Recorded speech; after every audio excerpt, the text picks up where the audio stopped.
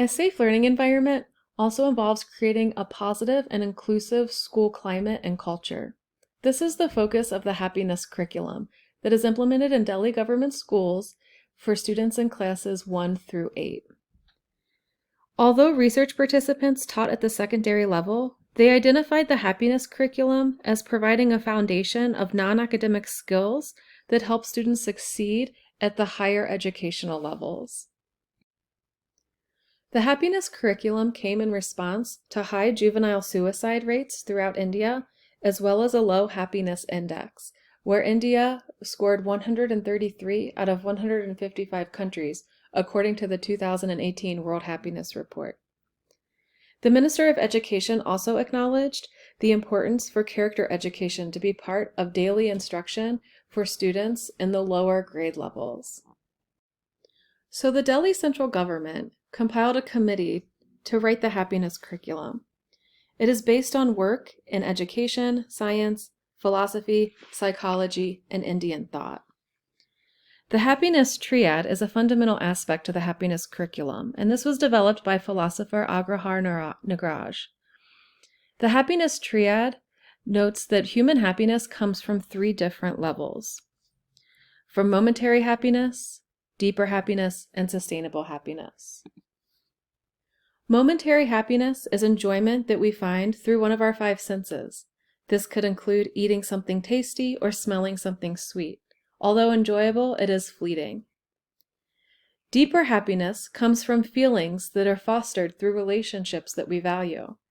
These are feelings such as gratitude, maybe even love, and these cannot be gained through anything monetary or material. And finally, sustainable happiness comes from a personal introspection, learning, and awareness of our own thoughts and actions. We experience this when we learn something new, master a new concept, or develop a higher sense of purpose and clarity. The Happiness Curriculum has 7 objectives. Each of these works to develop students as learners, individuals, and members of a greater society. The first objective is to develop self-awareness and mindfulness amongst learners, and the second, to develop social awareness and human values in learners to engage in meaningful contribution in society. The third objective is to inculcate skills of critical thinking and inquiry in learners. And the fourth, to enable learners to communicate effectively and express themselves freely and creatively. Another objective is to enable learners to apply life skills to deal with stressful and conflicting situations around them, and to enable them to understand their expectations and relationships, develop empathy, and ensure healthy relationships with family, peers, and teachers. Finally, the objective is to develop a holistic approach to education in a universal context. These are each important objectives for students in such a high populous area with such a diverse society, diversity ranging in areas of language, religion, and socioeconomic levels. The Happiness Curriculum meets its objectives through its implementation. Currently, it is taught to students in grades 1 through 8 for 40 minutes each day. There are 3 core components to its instruction: mindfulness, inspirational stories, and activities and discussions. Mindfulness is a key component, as every class begins and ends with mindfulness activities, and one period a week is reserved for full practices of mindfulness. Mindfulness is not religious chanting or reciting mantras, but it's a way to help students not allow their thoughts or emotions to divert their focus. It focuses on giving them the skills to remain in the moment and be present. Inspirational stories are open-ended stories of ordinary people in extraordinary situations. They provide an opportunity for students to relate the stories to their own lives and give a common anchor point to lead meaningful discussions and allow collaboration to happen between teachers and students.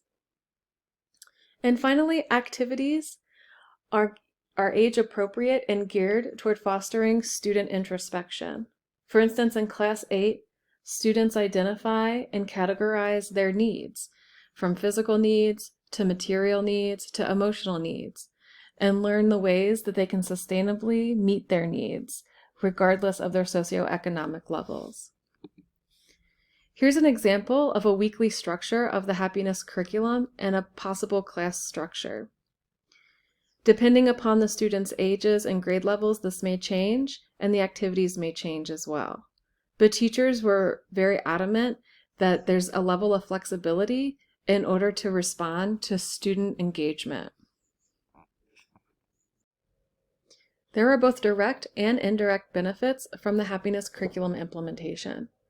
Responses from interview participants often echoed responses from parents when schools have interviewed them about their reactions to the happiness curriculum. The first is increased student focus. This is largely related to the mindfulness practices that happen each day. The second is time for teachers to build relationships through non-academic interactions. There's a high sense of pressure for teachers to cover the entire syllabus and prepare for standardized testing. So having opportunities to engage each day with students in a more vulnerable way help develop their relationships. Increased student engagement. Teachers noticed that students who may not feel as confident to engage academically feel highly confident to engage personally through the happiness curriculum discussions and activities. Community building with students and classmates. Because of the nature of the inspirational stories and activities, students are able to collaborate with each other and find common ground that otherwise they may not be able to. And all of these lead to overall improvements in student behavior, something that benefits the school climate as well as instruction. At a time when schools across the globe are prioritizing social emotional learning, trauma-informed practices, and mindfulness, the Delhi Government Schools provides an excellent exemplar of this in the happiness curriculum. Currently, they are working with 7 other states across India to expand the program and to greatly benefit more students. The happiness curriculum has also been internationally acclaimed, and countries, for instance, the Bhutan, are looking to implement something very similar within their schools.